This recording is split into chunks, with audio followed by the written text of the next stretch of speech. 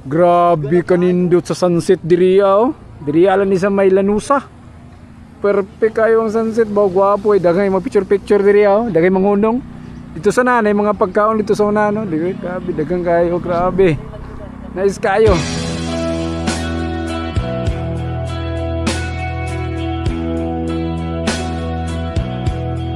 Mayong adlaw kaniyong tanan, kining nakita ninyo right now nga grabe ka perfect nga sunset is diriya ni sa may Barangay Habag, Lanusa, Surigao del Sur. Kini nga kalsada malabyan ra gyud ninyo niha kung mobiyahe ka paingon og Surigao City gikan og Tandag City unya paingon ka og Kantilan or asa nga lugar diriya sa may Surigao del Sur. Unya pinaka perfect time nga laago ni siya is 3 to 5 PM kay makita gyud nimo og unsa kanindot ang sunset diriya. Grabe nindot kaayo tanawon. Ni sa pinakanindot nga kalsada diriya sa Surigao del Sur no, kanang ginahunungan gyud sa mga naga-rides tungod sa grabe kanindot og view. Mao nang kung makabiyahe ka diriya sa may Surigao del Sur dapat makahapit so ka diriya sa may Barangay Habag, Lanusa. Daghan na kayong naglaglag diri magkaong-kaog balot or maski unsay kaonon kay lingaw kay tanawon nindot kung tanawon kay ang sunset. So muna kung nagplano kag date kay gusto ka mo tanaw sa grabe kanindot nga sunset diriya sa Surigao del Sur dapat kaning Barangay Habag ang isa sa maadtuan gyud nimo.